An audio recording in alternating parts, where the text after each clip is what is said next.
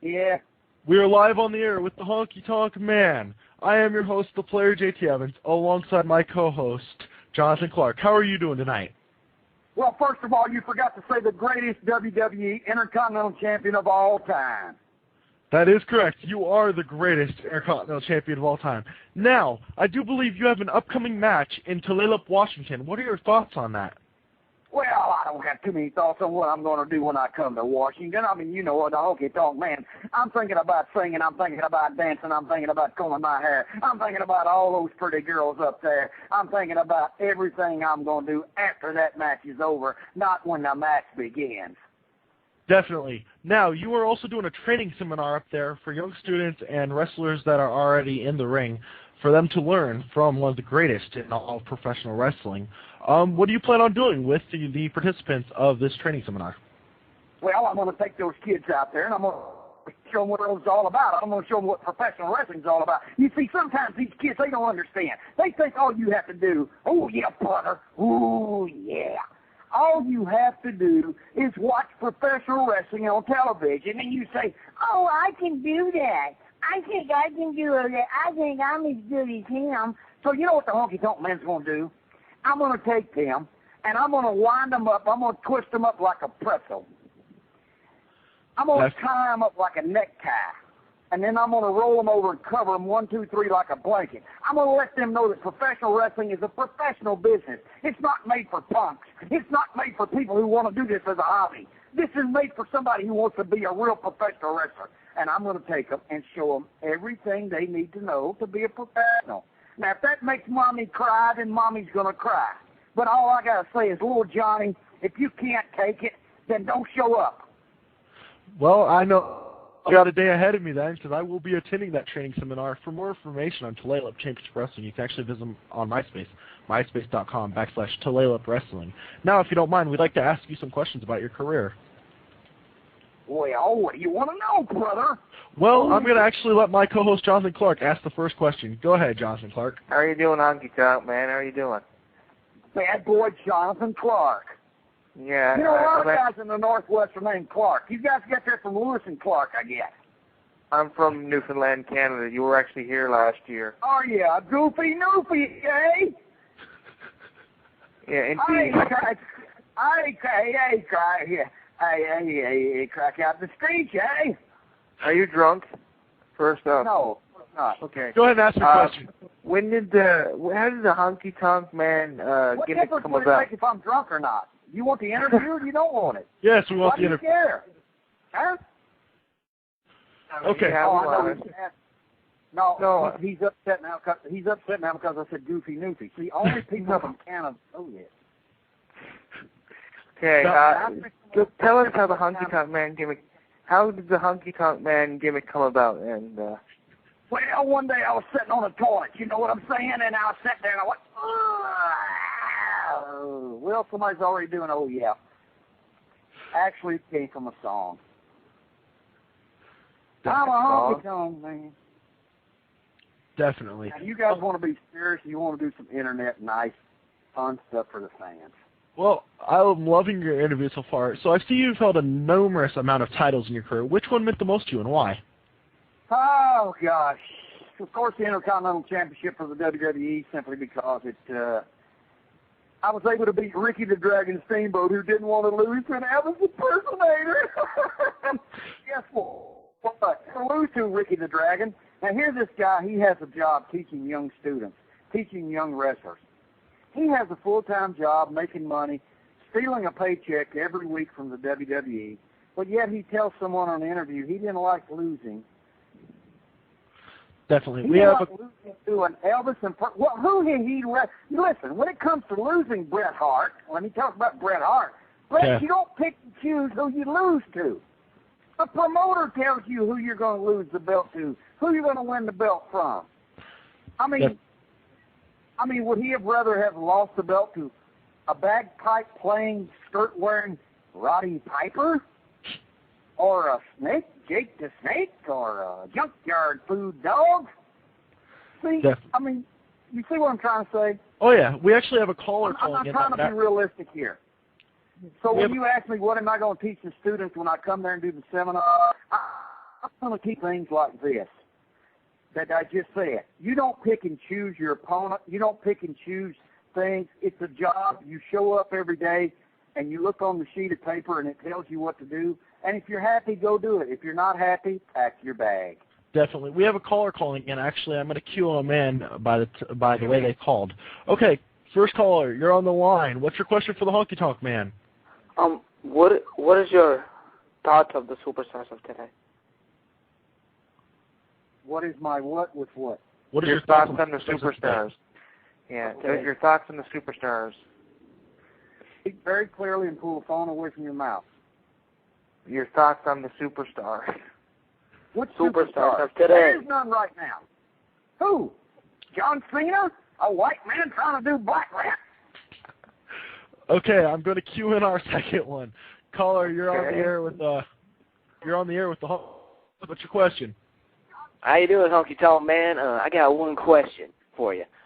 I saw a poll on one of the WWE polls, and they were saying that Jeff Jarrett was a better Intercontinental Champion than you were. And why would they say that? I mean, you held the title for the longest time, you put the butts in the seats, and you're still putting the butts in the seats. Why would they hate on the Honky Tonk Man? Because you are the greatest, man. Let me ask you this. If you go back and you look on the survey they did about 2 or 3 years ago, I'm not sure about the time frame because I'm not good with time.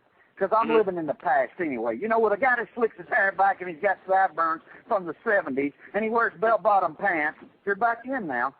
So I'm living in the past. But if you go back about 2 or 3 years ago, they had a survey on WWE.com and said vote for the greatest Intercontinental Champion of all time, and who won the votes? I did. Yeah. So I mean, I don't know what kind of survey they're doing now or what they did, but I looked at something a few days ago, and Jim Ross said, if the Honky Tonk Man's not the best Intercontinental Champion of all time, I don't know who he is. Definitely. Caller, thank you for calling in. If you have any more questions, feel free to call in. Now, I have a question for you. Out of all your opponents you've ever wrestled, who do you think was the toughest opponent for you?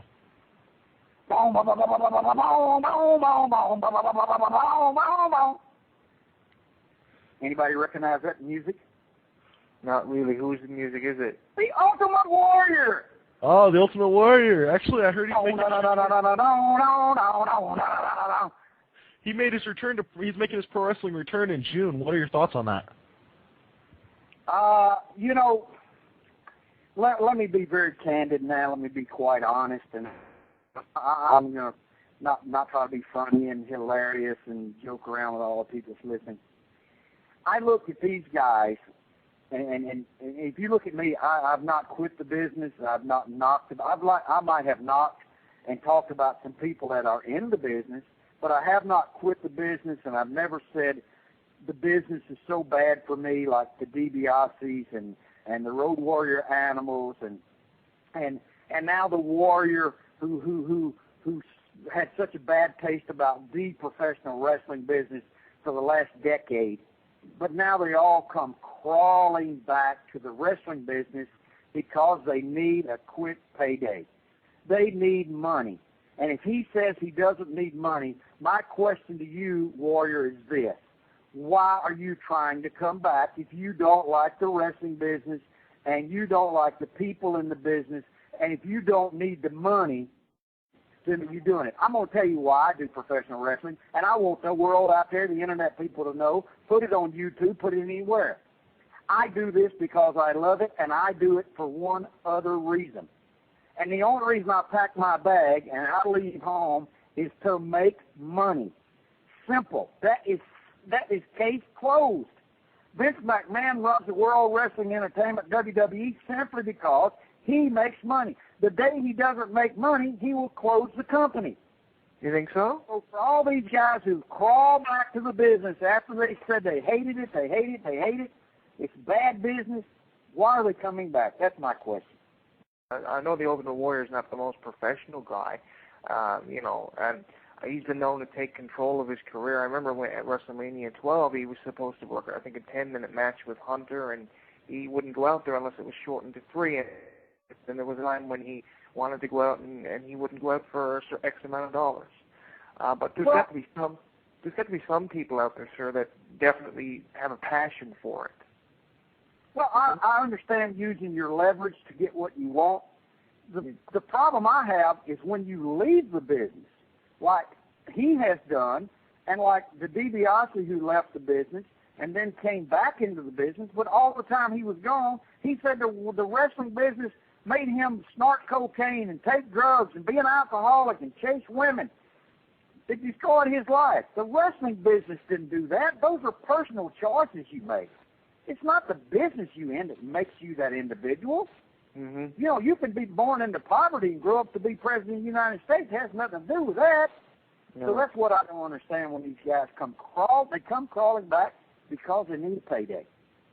Definitely. Now, I talk to Jimmy Hart on a regular basis. Actually wondering if you would ever want to go back into having him manage you on shows, if it was possible, if anybody was interested in booking you guys together. Well, yeah, you know, Jimmy and I had a great chemistry, and it's one of those things. And when I do the seminar, I'll say the same time. It's kind of like driving a car or a truck with the stick shift. Remember the old stick shift? Definitely. You have to push the clutch and then do the gears. When you have the gears and the gears are clicking, man, you're rolling fine. But when the gears aren't clicking, things start making noise. Jimmy and I had a chemistry like the gears, and those gears clicked for about 4 years, and it was very good chemistry, which is very hard to find. Vince found a good chemistry with Hulk Hogan. He found it with Stone Cold. He found it with The Rock. John Cena has not really caught on like The Rock or like Stone Cold or like Hogan. That's where the gears are. When those gears are clicking, it's sold out every night. And Jimmy and I had a great rapport, and he was marvelous. He motivated me, and I'll tell the students this. He motivated me to get up in the mornings at 5 o'clock and do a radio call in. He motivated me to get up and go at 7 o'clock in the morning and catch that plane and not change my ticket. He was a very motivating force behind me, and I owe a lot to him. Definitely. We have a caller calling in. Hang on real quick. I'm going to take the call. Caller, what's your question for Honky Tonk Man? Do you want to come back to WWE? Only if I could come back and do the things that would be productive for both them and me. I mean, to come back and do something like the Billy Gunn thing was not productive for anyone. I only went back, and I'll be honest with you, I only went back simply because I thought that no matter what happens, if I'm on TV for a few weeks or a few months, it will help my independent bookings, and it did. Those few weeks and few months that I did that gave me 10 more years of life in my career. You know, if they don't have anything that's positive, then for me to come back, they've asked me to come back and do short stints of things, one night here, one night there. I'm not interested. No. I can do better in Washington up there with you guys doing a seminar or up there doing a wrestling show with you guys. Definitely. Thank you, caller, for calling in. Jonathan Clark, what's your question? Do you think that what the wrestling business is saying now about John Cena possibly becoming the next Hulk Hogan is true? Do you think he'll do it? I don't think so. Well, you know, he's had plenty of time, and he just, you know, if you look back to people who caught on, they caught on within 1 year. Hogan caught on in the first year back, and when, I mean, if you go back and look in the history of these things, people who catch on, they don't catch on right away. If they do, they're a flash in the pan, but it takes a year or so, a year and a half, and they catch on. And then they start, and then once they catch on, people are behind them for years and years to come. I just don't think a guy wearing cut-off jeans and tennis shoes and acting like a rap star from the ghetto is what the fans really, really want to see. I just don't see that. Definitely. Now, in all of your career, what is the greatest rib you've ever been involved in, if you don't mind telling the story? What was the greatest, what? Rib. Prank? Rib? Rib. Rib as in prank? Oh, rib, I don't know, gosh. I mean, I've been involved in, I wasn't involved in too many. I mean, I pulled one on Blackjack Mulligan and Barry Windham and a couple guys over in the Knoxville territory when Jack was over there. he passed us on the expressway one night going back to Knoxville from some hillbilly town in Kentucky, and I had this big spotlight like a cop, and my car was really fast, and we were all drinking beer and throwing the beer cans out and windows down and hair blowing in the breeze, and I when they passed me by, they waved their beer cans and yelled out the window, so I waited and let them get down the road a piece, and then I shot up as fast as I could through the spotlight on them. They started throwing their beers out. We pulled up beside them, laughed at them. Mulligan looked at me, shook his fist. He said, "I'm going to kill you." So that was funny. Very nice. Barry was just a young kid just breaking into business back then. So that was funny. Very true. Jonathan Clark, what's your question? I pulled a good rib on JBL. Oh, really? Yeah, one of those Royal Rumbles we had, I was there, and Barry, I was going in, and JBL had been in for about 30, 40 minutes. They keep you in for that long, you're damn near dead anyway. So Barry says, because him and Barry were partners back then, and he says, when you get in there, lean on old Bradshaw for me. I said, okay, so I ran in, I slid under the ropes. First person I went to was Bradshaw. He was laying down on the bottom rope. I fell down on top of him with all my weight, and he was going, get off of me. I said, Barry said, lean on you. Oh, you SOB, get off of me. So that's been the little rib I've had with Bradshaw for the last 15 years. Definitely. Now, Jonathan Clark, what's your question for Honky Tonk? I gotta know, where does all your energetic personality come from? I like it. It kind of just scared me, which is why I asked if you were drunk or something. But where does your energy come from? Quite amazing. I don't know. Some days I'm more energetic than others, and people. When I was doing the website, and of course the website's closed, I have a controversial website of all time. Mm-hmm. I had to be, and if most artists, and if you speak to people who write songs or they take a part in a movie or they do something in their life, really have to be in a certain mood. I mean, there's people who've done interviews with me. I was not in the right mood to do them, and the interview was bad. I can turn the energy on and off when I need to or when I want to, and that's something else I'll talk to the students about. Being able to create a persona, live inside that persona for that 1 or 2 or 3 or 30 minutes of an interview or 10 minutes in the ring, and then go back to the back, change clothes, leave, go back to your regular job the next day, but not have that persona. You have to be able to turn this energy on and off and not get psyched up by it and lose sense of control. You think I'm saying, brother? I mean, I can do it all. I can do whatever you want me to do. Yes, definitely. Now, throughout your whole career... if someone says, can you do me a Macho Man interview for 10 seconds? Oh, yeah, brother. Space is the place. Yeah. You're in the danger zone. Yeah, oh, yeah. Please, that's all part of being able to... And young wrestlers do not spend enough time practicing different persona, and no. they get caught up in wanting to be this one certain person, or this. You have to explore many avenues to become good at your craft. Definitely. We have 2 callers calling in. I'm going to take them real quick. Caller, you're on the line with the Honky Tonk Man. What's your question? Have you ever thought about wrestling in TNA? No, never crossed my mind. As long as there's a person named Jarrett, and it has nothing to do with Jeff. It has to do with, I worked for Jeff's father many years ago, and I knew that if a name Jarrett was involved, they still to this day, they do not release their pay-per-view numbers. They do not release their TV ratings numbers. They're very extremely hard to find. They have brainwashed people who work for them, and I was asked this girl, Gail Kim or Christy Hemme, here not long ago. I said, you guys doing road shows? I don't keep up with them, but I said, you guys doing road shows? I knew they were.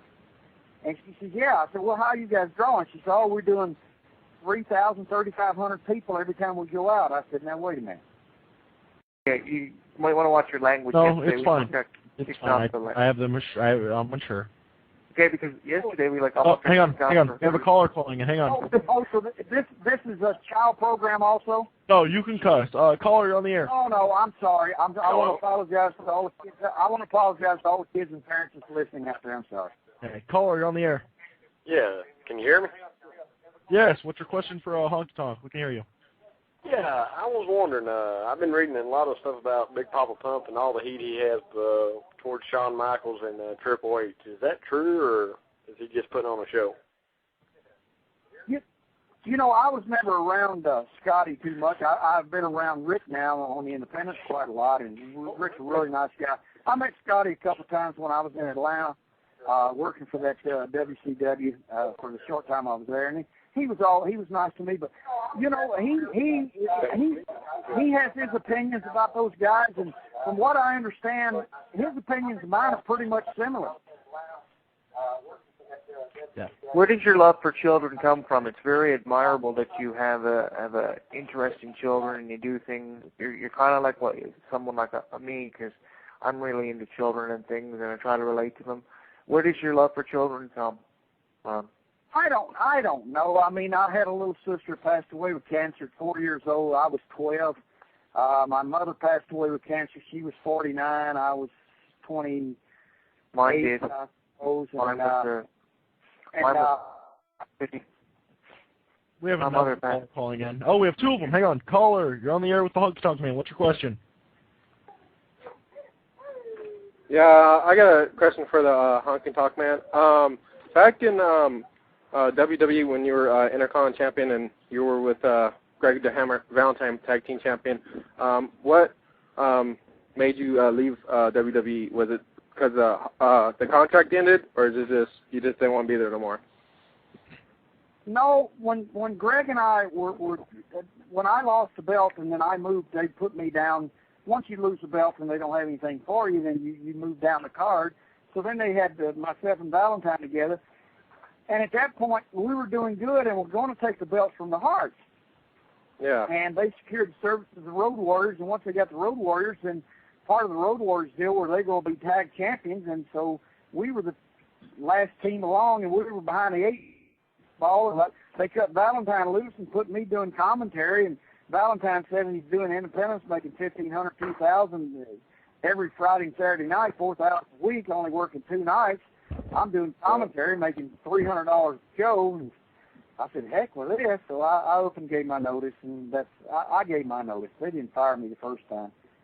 Definitely. Thanks, caller, for calling in. I don't know how many times they fired me. We have another caller calling in, but I'm going to let them hold on. Okay, hang on. We're going to take the call, actually. Caller, you're on the air with the Honky Tonk Man. What's your question? Yeah, can you hear me? Yes, we can hear you fine. Yeah, I was just trying to figure out the heat between Randy Savage and Hulk Hogan. What really caused all that? The rift between myself and Hogan? Yes. Yeah. Well, you know, I gave Hogan, we did, myself and Dr. D. David Schultz, we let him and Beefcake live in our apartment. We had no money. We let him live free. We fed him our food. We gave him our couches, our chairs. We gave them our cars to drive. We threw our mattress on the floor for them to sleep on. And then as time went on, and then I was finally in the WCW, or even when I had problems with McMahon, Hogan would never step up to the plate and say, hey, what's the problem? Let me talk to this guy. He never stepped up to interject at all. And to me, a friend is a guy who says, listen, if you got some problem with a guy, and we can talk, I'll go talk to him for you. I didn't expect someone to fight my battles for me, but then when it came to WCW, there was nothing there. When it came for me to ask for a contract, he like hid in the back room, like some scared little church mouse. Definitely. So after that WCW thing, I had no more use for the guy. No more, none. I don't care if he called me tomorrow. I got no use for him. Okay, we have another caller. Caller, you're on the air with the Honky Tonk Man. What's your question? Where do you enjoy working more, WCW or WWF? The WWF, because that WCW, I mean, you know, if I could have ended up like Hall and Nash and make $1.5 million, and some of these unknown guys who've never wrestled in America, Scott Norton and different people who make $650,000, $700,000, and I probably would have been happy too, but it didn't happen for me. So, you know, if my paycheck is short, then I'm an unhappy man. I did very well in the WWF, WWE, and I have no complaints about the time I was there. I worked hard. I paid my dues. I did what I had to do. They paid me extremely well. But, I mean, if you look back at the books, they probably shorted me a few dollars here and there. But that's all part of the game. Definitely. Okay. Thank you. So, Jonathan Clark, what's your question? Go ahead. I was going to say, my mother passed away at 53. What was it like for you when your mother passed away? You know, personally, I think it's probably the hardest thing that a person can do is to either watch their mother, their father, their sister, their brother, or one of their children or their wife be put in the ground. It's the most difficult time of someone's life. It's one of those things where you really have to be prepared for it, and if you're not, you're going to suffer for a long, long time until you come to grips with it. Yeah, definitely. You know, and I saw this movie one time. It's called The Lion King, and at the end of that movie, at the end of that movie, the Lion King died, but the young kid was born, and they call it the circle of life. For everyone, there's a new one who comes along. That movie came out in 1995, of course. Being the Disney fan I am. Definitely. So, what was your favorite WrestleMania that you were a part of? Oh, gosh. Well, I hated that one where Valentine and I always did was sing, because the year before that, Run DMC made $200,000, and we got $5,000. So, but, I mean, to only go there and sing to make $5,000 wasn't bad, but still, you think, well, Run DMC, who nobody knows, a rap group, they sang one song, got $200,000. We sang one song, we got $5,000. You write your own music? No, Jimmy Hart did the music. Oh, okay. Now, if I'm not mistaken, Jimmy Hart's actually trying to come up with a musical wrestling show. So if anybody's interested if anybody's interested in bringing them in, I do believe it's Coco Beware, Honky Tonk Man, Jimmy Hart, and there's one other person. Hillbilly Jim. Hillbilly Jim, yes, thank you. They're all taking a look. You know, he called me about that, and I've always thought about this. I always thought that Hogan's missed the boat on the Legends of Wrestling to tour the country 10, 12 years ago. After he left WCW, right away he could have put together a Legends of Wrestling tour, and he had the ability to have Coors, Budweiser, Coke, Pepsi, I mean, tons of sponsors. We could go out on Friday, Saturday, and Sunday, wrestle in all the big venues, sell those places out, and have a Legends of Wrestling tour. But he never did that because that's just him. Mm-hmm. But Jimmy now, and I kept thinking, well, what about one of these, like a summer tour, especially at the festivals, you know, the Street Festival, the Garlic Festival, the Strawberry Festival, and whatever you guys have in Washington, Oregon up there, and people around the world, there's always festivals. Have a touring group of wrestlers can go out and do their song and do an interview. It's kind of like the Howard Stern Comedy Tour with Iron Sheik. Definitely. You know, it does very well, but then Jimmy called me and said, you think about doing that? I said, it's a great idea. But, you know, it's a little too late for this summer. I don't know. I mean, it's a great concept. It could happen, but will it? I don't know. If you guys got hooked up with the right people, I'm pretty sure that you could. Yeah, it's a festival type thing, though. You know what I'm saying? It's one of those things where or if you hook up with somebody like a Toby Keith and they let you come out and be, you know, for 30 minutes or 40 minutes be their opening act. You see what I'm saying? Definitely. One of the rock bands or somebody or something. It's a festival type thing. Definitely. If anybody has any questions for Honky Tonk Man, they can call in directly and talk to him, 646-716-5092. At this point, Rick, do you have a question? Where do you see yourself? You know, it seems like you're a very respectable person. Where do you see yourself within, you know, maybe 20, 25 years from now? Well, I hope I'm still alive.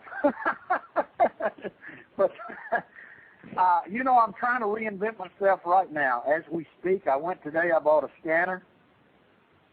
I bought up a bunch of T-shirts. I'm going to scan some pictures for T-shirts. I'm going to scan some really nice photos, and I'm starting now to do the Comic-Con, the comic convention, with all the comic people and the Hollywood movie stars. I've never done that circuit before. I've always stayed away from I've only done 2 of these Legends Wrestling signings, only because my action figure just came out last year, because I didn't want to be sitting at a table with old retired wrestlers.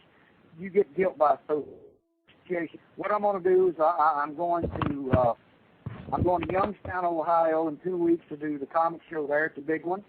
It has about 20 superstars from Hollywood. And then I'm going to Chicago to do that one, and then I'm going to do the San Diego Comic-Con. And all these things have, several hundred thousand. San Diego, Chicago's going to have 50,000 people. San Diego will have 100,000 people. We have a caller. call. I've never been there. For me to have my little booth and sit there and sign autographs, dadgummit, it's better than getting beat up by young wrestlers. We got a caller. We got a caller calling in. Hang on real quick. Caller, you're on the air with the Honky Tonk Man. Hey, Honky Tonk, how are you? Hi, darling. What's your question? My question is, what was your favorite place ever to wrestle? Oh, the favorite place to wrestle? Yep. The one I made the most money. Of course. A lot of people would say Madison Square Garden, but it was a pain in the butt to get to because we stayed in New Jersey. We had to go through the Lincoln Tunnel. We had to pay the toll to get over. We had to pay $30 to park. We had to catch a cab down, catch a cab back, get our car, go back to New Jersey. It was a pain to work there, and if you weren't on the top of the cards, you didn't make a lot of money. But some of the places, L.A. was easy to work in, San Diego, just places where you could drive to the building real quickly and go in and make the same money as you make in a Madison Square Garden. Those East Coast arenas were difficult. They paid better and they drew more people. But, Toronto was good for me. Toronto, Vancouver, Seattle was good for me. Tacoma was great for me. I mean, there's a lot. Chicago was good. Rosemont. When I go back to Comic thing at the end of the month in Chicago, that's the first time I've been in Rosemont since the Wrestlemania where I did commentary where Iron Sheik beat up on Rocky Johnson, the Rock's dad. So, Wrestlemania 13, I think it was. No, I saw that one. Okay, well that was my question. It was nice talking to you. I love Miami because I was down on South Beach, and there's a lot of places that would listen. When you're doing 60, 70 shows straight in a row, they all get to become a haze. Definitely. We do have another caller calling in, but it looks like we're going to have to wait a second before we can take that call. Actually, we can take it right now. Caller, you are on the air with the Honky Tonk Man. What's your question? Yes, my name is Louis. I wanted to get your opinions on Gorilla Monsoon. Oh, gosh. He was, he respected me. I respected him, and he always did. And him and Bobby Heenan were good. Vince McMahon and Jesse Ventura were absolutely fabulous. But to have Bobby and Gorilla, they were fabulous. I mean, fantastic. It was a chemistry there that I talked about with myself and Jimmy Hart. And Monsoon, being a wrestler himself, he knew how to make a bad guy look good through commentary. He knew how to take a good guy that was really good and make him look better through his commentary. And that's what a commentator's supposed to do. They are supposed to enhance the talent. Definitely. LX. Listen, besides that, he was just a great person. LX in our chat room wants to know, is there anything you regret in your career? Well, I probably could have been a little bit more politically correct. Probably. That's about all. I mean, I probably broke a few hearts of some girls with different places I was, and I probably regret some of that, but that all comes with the territory. When I look in the mirror, guys, we all make mistakes. There's only one person looking back at me when I look in that mirror every day, and it's me. I have to live with me. I don't have to live with anyone else but that person that I see in that mirror every day. Bad Blood wants to say, what's up? He says he's worked shows with you. He just told you what was up. Viagra. He wanted Viagra. Exactly, huh? And give me some Viagra, I'll tell you what's up. Okay. We all know. We all make mistakes, and definitely. Do you feel like you made one that definitely you wish you could have never done? Oh gosh. You know, I've made so many that the one that stands out, I don't think there's any one that's any bigger than the rest when it comes to, I made some very poor financial decisions and you lose money, but I've made some very poor social decisions when it comes to, I'm not a person who likes to go out and meet people.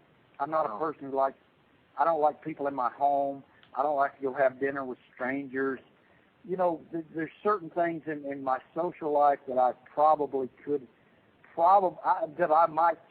change maybe, because who knows who I might have said to, no, I don't want to meet this guy, or I don't want to have dinner with him, and they might have been someone who could have helped me. Who knows? But that's neither here nor there. You still have to look in the mirror every day, and who do you see when you look in the mirror? Yourself. You see your girlfriend, you see your ex-wife, you see your children. I mean, you see yourself. You have to live within that body. Definitely. Keith Colvin in the chat room wants to know, do you ever wrestle in Georgia area anymore? I have not been in Georgia in years. I mean years. Georgia was never big for the WWE. It still isn't. Even now when they go there in certain places, it's just not big business for them. Even Hogan, when Hogan went to Georgia, and we all went there with loaded cars, it's just one of those old NWA territories that they love Dusty Rhodes, baby. They love the Mac and Green. Go to pay when the daddy. You know, baby. Give me a break. Definitely. but I wish it had been better for me. I was there one time early in my career as the Blonde Bombers with Spot Moondog, my partner, Larry Latham. He became Spot Moondog. And we had a short run there. Ole Anderson fired us. So, you know, who kidding? Hey, what other business can you say you got fired in other than wrestling and pro sports? No. Jonathan Clark, what's your question? If you could have done things differently, what would you have done? Like, gosh. I wish instead of being a wrestler. I don't know. I've probably done everything that I could have done. I don't know. I mean, I used to take great big bumps. If people, you know, I get a bad rep sometimes. A lot of us guys get bad reps from the old WWF days. But if you go back and look at us guys, and you look at Hogan back in 1978, 79, you go back and look at some of those old Memphis tapes on the Blonde Bombers and myself, you'll say, well, gosh, them guys are big bumps, and they're working their butts off. They're out there for 45 minutes. They're cutting their head, blood flowing like wine. I don't know. I mean, we sometimes get a bad rep. Would I have learned to be a more technical wrestler? Well, technicians, when I came along, technicians didn't make any money anymore. You know, I don't care what Bret Hart says. Being a technical wrestler, you can see them guys down at the YMCA or at the college gym. I mean, it just doesn't. Hulk Hogan sold tickets, and believe me, Hogan, he gets a bad rep too. The guy could wrestle. What was your experience? What was your experience wrestling Hulk Hogan like? Did you like it? Oh, I enjoyed it because we came from, I mean, we started out kind of together, and we half-assed. We went and trained each other, and we trained Beefcake. We did, myself and Jules and Norvell Austin. We took Beefcake and trained him every Thursday in Panama City. We had the ring set up, and I let Beefcake wear my boots, and we worked out with Hogan, and we were just a bunch of kids that had fun. We were living on the beach in Florida, man. Can you imagine living in Pensacola on the whitest sand beaches in the world? And we were off every Wednesday and every Sunday, and we laid out on the beach, and we barbecued and had beer and ate fish right out of the ocean, and we all met there every Sunday, every Wednesday. Definitely. I have a question for you. We had Coco Beware on yesterday. What are your thoughts on Coco? Coco and I started together. He don't ever mention that. I don't think he ever mentions that at all. I've never heard an interview where he said, yeah, my training partner was Honky Tonk Man. He never said it yesterday. He didn't say that yesterday. Did he mention that? Nope. No. He talked about how we were all shining stars and we all had to die one day. It was kind of depressing at some point. That's definitely an interview everyone wants to listen to. Definitely check it out in the archives. Well, since he didn't mention me, I'm not going to mention him. Case definitely. No problem. If anybody has it's kind of like Ric Flair taking a shot at me. Okay, here's a question from Alex in chat room. Who is the most intimidating wrestler you've ever been in the ring with? Oh, Luthez. And why is that? Because they were legends. They were legends. You're a legend. Never refer to yourself as not being a legend. You are. You have done so much. I mean, and if I was in the ring with Harley Race today, it would be like, yes, sir, Mr. Harley. What do you want me to do? Yes, sir, Mr. Harley. I just do whatever you want. I don't care. If I was in the ring with Fez today, I would say, what can I do to make you? What do you want me to do? They should be coming up to you asking you for advice. Well, you're the reason why these people are here. Well, you're the reason why me and JT are here interviewing you. Definitely. Well, when I go and do this seminar, I hope that you guys bring that up, and I'll talk about it for a minute, because things have kind of changed about that, and the legends. I saw an interview with Simon Diamond the other day. He's a great kid. I love him to death. Never got the respect he needed, never got his break. And he even mentioned that the problem they have, even with it, because he works behind the scenes at TNA, is there's no respect for the legends. You have your own legendary figure, and we're sitting here, and you're not calling yourself a legend? No, I don't think about that. Honky Tonk Man, Keith Colvin in the chat room wants you to give him a shout-out real quick before he has to go home, if you would. Okay. Hello? Hey, he just wants you to give him a shout-out. He's listening in the chat room. What did you want me to say? He just wants you to give him a shout-out. Hey, what's up? Yeah. What's up? Well, I told you what's up, brother. I'm talking about the biggest arms in the world. You know what I mean, brother. Oh, yeah. Place, place. Yeah, oh, yeah, Honky Tonk Man. You're in the danger zone now. Oh, yeah. Now, I remember when we first called you up for this interview. You guys see that picture of Savage lately? Uh-uh. Oh, man, he's got an old gray beard. It looks like Santa Claus. He's all shriveled up. His belly's hanging over him. He's got a shed built like unbelievable. He hasn't got many years left. Now, I remember... At least I still look the same. Yeah. Now, I How many women have you actually been with in your life? Are you kidding me? Not as many as Wilt Chamberlain or John. All I can say is I've had my share. Yeah. So I remember calling you up for this interview. I remember you answering at Home Shopping Network. What was up with that? Trying to get rid of him. She's antisocial. That was definitely funny. At least you answered your phone for the interview, unlike Greg the Hammer Valentine. Well, he don't answer anybody's phone. You know, I call that sorry bastard about just after we had a bad experience down in Florida after Christmas on a autograph signing, and he still hasn't called me back. What happened was... Well, he answered my phone call 3 times. He answered 3 times. And then he told us that he was in the driveway or something, JT? Yeah, he says, I'm in the driveway. Call me back at 5. So I call him back at 5. It says, hello, you've reached Greg Valentine. Please leave a message after the beep. I'm like, that? Oh, heck no. Well, here's what him and Jimmy Amel Nyhart tried to walk out on a bar bill, and I was the last man standing, so the bartender wanted to charge me for it. I said, it's not my bill. She says, well, you were sitting with them. They're your friends. I said, just because I was sitting there don't mean they're my friends. I ain't paying their bar bill. So that's the last I heard from Valentine. So, I mean, that tells you what kind of person he is.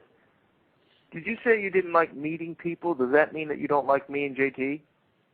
No, it means I don't like to have to. So if you and I meet each other, and you say, "Yeah, come on over, let's go to the bar. We're gonna have an after-hours party tonight. There'll be some people there. They want to meet you." I don't like to do that. Understand? You know, if it's within the locker room, fine. If my wife comes home and she says, "Yeah, the neighbor down the street just moved in. He wants to meet you," no, that's awful. Even my kids and my dad will not give you my phone number. My dad doesn't like anyone. He will not give you my real name.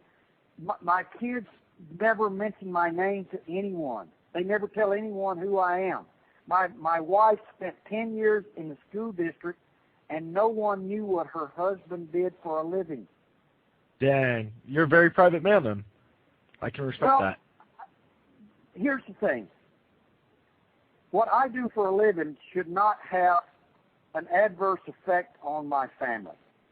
No. I want my kids to grow up to be the kids they are, not the kids that someone says, "Oh, I know who your mom and I know who your dad is." I want them to have their own life, not a life that I have, because I've chiseled out a rough life. You know, I don't want kids on the internet going, "Hey, I just heard your dad somebody a effer or a MFer." You see what I'm saying? Yeah. I want them to have their own life. Yeah. And You're kind of like my dad. Well, kind of like my dad. I don't want my kids to be like Nick Hogan. Yeah. Nobody wants to be like Nick Hogan. Or Nick Hogan. These two children have been dominated by their parents. They have to Nick live Hogan. up to their parents. My children do not have to live up to the level that I set for the wrestling fans. The wrestling fans see the Honky Tonk Man. They don't see Wayne Ferris. Wayne Ferris is a guy that lives in the neighborhood out here every day, not some guy wearing a goddamn jumpsuit. Nick Hogan is not exactly the most, he's not the greatest role model. He walks around with his gimmick on all the time. He's got the do-rag hat on in the jail and in the courtroom. Definitely, yeah, I agree. It's like me showing up in the courtroom for my son's DUI and me wearing a jumpsuit with my hair dyed black going, oh, thank you very much, Judge. Can you give me some jelly donuts?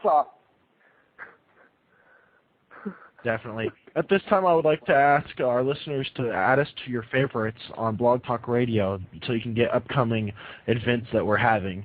Honky Tonk Man, this is definitely a good interview. If you don't mind, we'd like to continue for a little bit longer. Well, I'll tell you what, you almost got me down to my last beer. Okay. That's all right. It's not like Jay Roberts on the crack pipe.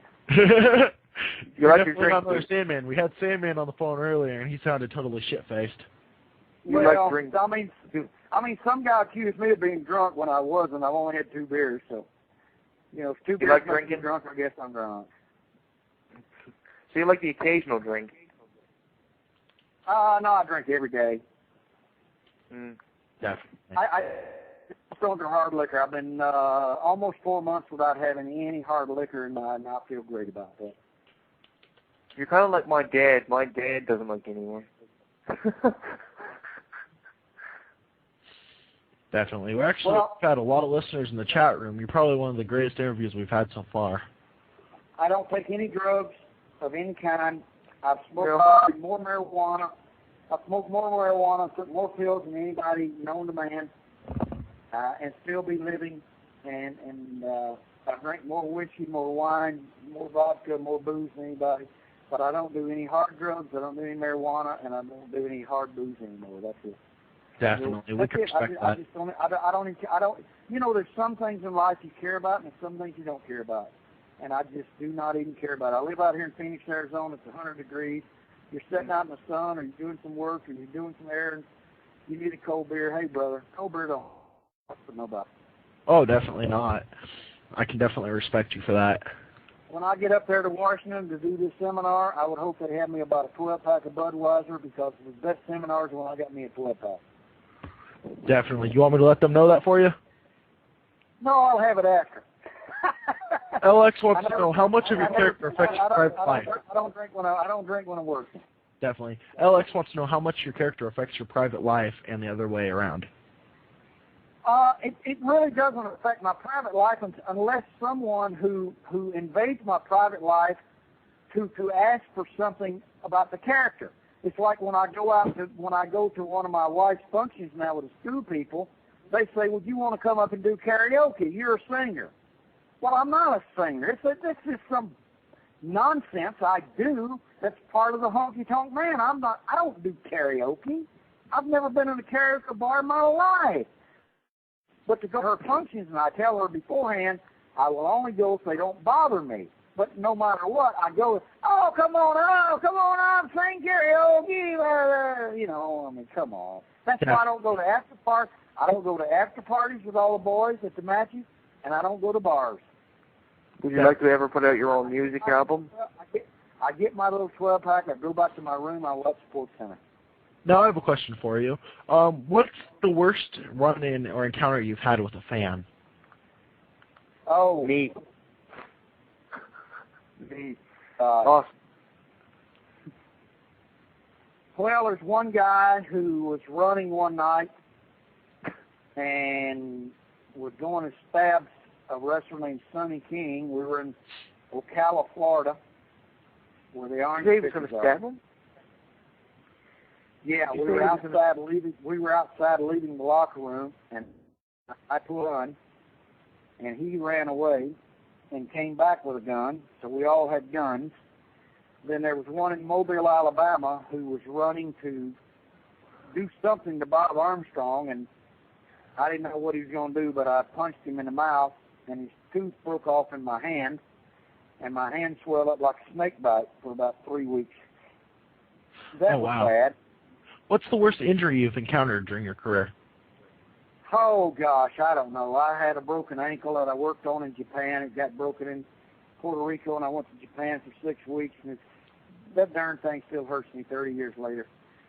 Neck, Definitely. back, perforated eardrums, chipped teeth, 8 broken noses. I don't know. I mean, it's pro sports, man. If you can't take it, if you can't lace them up, don't go on the field. Now, I'm looking through your archive of matches. I see you worked with Mitch on April 14, 2007. We actually had him on our show, and he actually interrupted our show rudely. What are your thoughts on Mitch Ryder?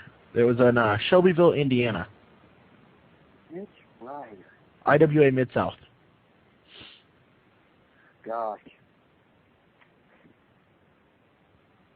I think we were in a tag match, maybe. It looks like it was one-on-one. It says Honky Tonk Man defeated Mitch Ryder in Shelbyville, Indiana, April 14, 2007, IWA Mid-South. I have no idea. I do 80 shows a year. Definitely understandable. I've already been in 6 countries this year. Mitch Ryder was, Detroit Wheel. Mitch Ryder and the Detroit Wheel. Give me that song. Come on. Did you ever think about putting out your own music album? No. Listen, I'm not a karaoke. I just told you I don't sing. Yeah, but it could sell. It would sell. You're a popular guy. You definitely. If Macho Man can do it, you can do it. Yeah. Oh, yeah. I'm going to kill you, Hogan. Oh, yeah. I'm going to beat you up. Oh, yeah. Come on. Definitely. I don't do that stuff. I'm just a wrestler, man. Everybody imitates the Macho Man because he's the easiest guy to imitate. I suppose. I mean, there's some people that do me. You know, they go, well, hey, I'm a Honky Tonk Man. I mean, I'm the greatest Intercontinental champion. That's okay. And, you know, everybody does Hogan. Oh, yeah, brother. Biggest arm in the world, brother. Hogan. Some of them are easy to do. I mean, I saw Rod Van Dam on a YouTube thing doing the Warriors yesterday. He did a good job on Warrior, too. Warrior's too easy to make fun of. Oh, Didn't the guy legally change his name to the Warrior? Yes. Yeah, he's Warrior, and his kids. He's got one kid named Dakota and one kid named what's the other one? Is it Dakota's one in Indiana? So we got Indiana Warrior and Dakota Warrior. Definitely, that man is off his rocker for sure. They have to go through the rest of their life named Warrior. What's your name, son? Dakota Warrior. That's your last name? Yeah, Warrior. Something like, sir, what's your name? Dakota Warrior. No, seriously, I mean your real name. I changed my name to Honky Tonk Man, and my kids will be Roy Man. That's your last name? Man? Yeah. Roy Tonk Man. Unbelievable. Unbelievable. I heard Austin change his name to Steve Austin instead of Steve Williams. Yes, he did. Yeah. Yeah. I'm no longer Steve Williams. I'm Steve Austin. Definitely. Brother, when you start changing your name because you think you're that person, you're effed up. I'm never gonna change my name. Definitely. What? Or you can have a gimmick name. Listen, Jesse Ventura was the governor of a place, and his name was Jesse. That's not even his real name.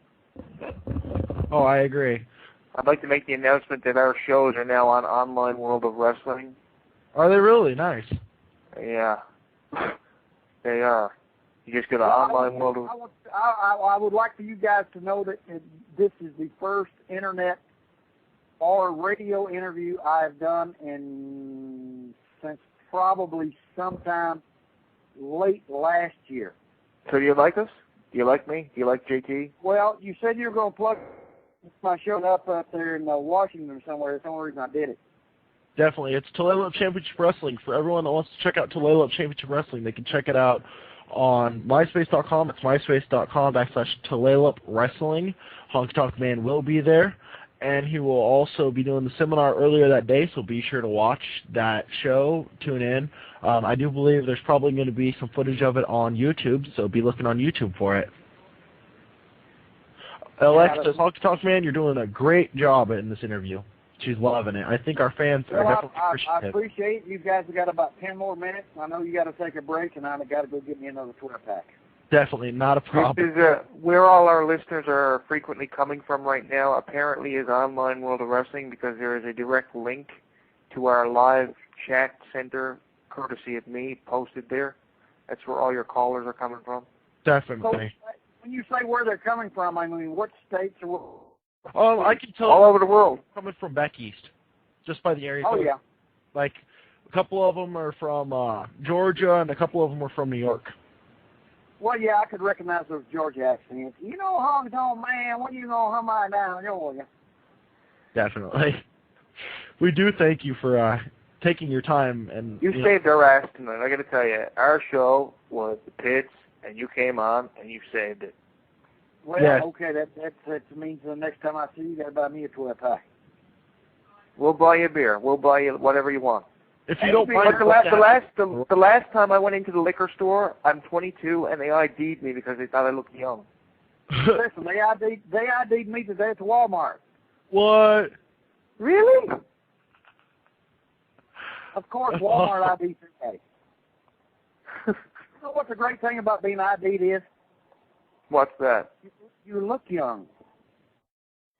Yeah, that's true. And let me tell you something. Youth is the fountain of youth. People ask me, why do you like professional wrestling? And I say simply because on any given weekend, I'm in a locker room with 20 kids, anywhere between 17 and 25 years old, and I'm 55 years old. And believe me, that is better than playing lawn bowling in Mesa, Arizona, with a bunch of 65-year-old people who can't hear, can't walk, can't drive, retirees. Now, where would you rather be on a Saturday night? In a locker room with a bunch of young kids talking about young things, or over doing lawn bowling with a bunch of people with wraparound sunglasses? Mm-hmm. Definitely. I'll be right back. I'm going to let Jonathan Clark take over the interview for a minute. I'll be right back. Honky Tonk Man, how are you? I guess you got to take a piss. Let's be honest. The guy, well, first and foremost, I believe the guy's in love with the Sandman because he's always talking to him on the phone. So that's, yeah. So I think he's in love with the Sandman? Yeah. There's things that guy won't tell you. And he I have never met Sandman, and I hope someday we'll cross paths. Yeah. And he probably smells too. I met most of the guys from ECW. Most of them I met when they were just starting. They were all on independents, like Mick Foley and different people. And now I've got a friendship with New Jack, who I love to death. A fantastic talent. He's an outspoken young man. I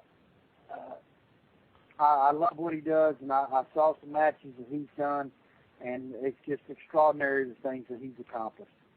Sandman, he's done great, and I can understand it every time he sees Stone Cold drinking beer. He's got to think, same thing I think about Jarrett, using the guitar. Definitely. What are your thoughts on Jarrett swinging the guitar and hitting people in the head? Well, it's just quite simple. And I'm going to say this in the seminar coming up there in Washington. If you plug that one more time, where is it going to be? It's going to be in Tallulah, Washington. Tallulah, Washington. I'm going to have a seminar. If you guys want to fly in for it, get your tickets, fly in. It's going to be a good experience. The seminar is actually $50. $50. You get in the ring with me. You get a picture with me. I'll take you down. You can either you ride me or I'll ride you. There's no gay thing about it. This is wrestling. But when it comes to Jarrett with the guitar, never listen. This would be like me reinventing myself, blonde, dressing in the red and yellow, and trying to be Hulk Hogan, or trying to be Roddy Piper, or trying to be Jake the Snake. Jeff Jarrett should have found himself. Do you think Jeff Jarrett was trying to be you? No, I think he is there's a lot of guys. There's a guy named Lex Luger who was Lex Luger made a lot of money. Yeah, he did. And he screwed up. He just was never able to find that persona. Kevin Nash. He went from the narcissist to everything. Kevin Nash has never found that persona, that person that you can project out there that's going to make people buy tickets to see you. But you did. Listen, they put Jeff Jarrett on a horse. They gave him a rhinestone suit. They gave him a blonde girl to go out with him. They gave him the World Championship belt, a guitar. What else can you do? Did you enjoy breaking the guitar over people's heads? No, I didn't really. It was just something that happened. So is that like set up that when you hit someone with the guitar, it automatically breaks, or do you actually hit them in the head with the guitar?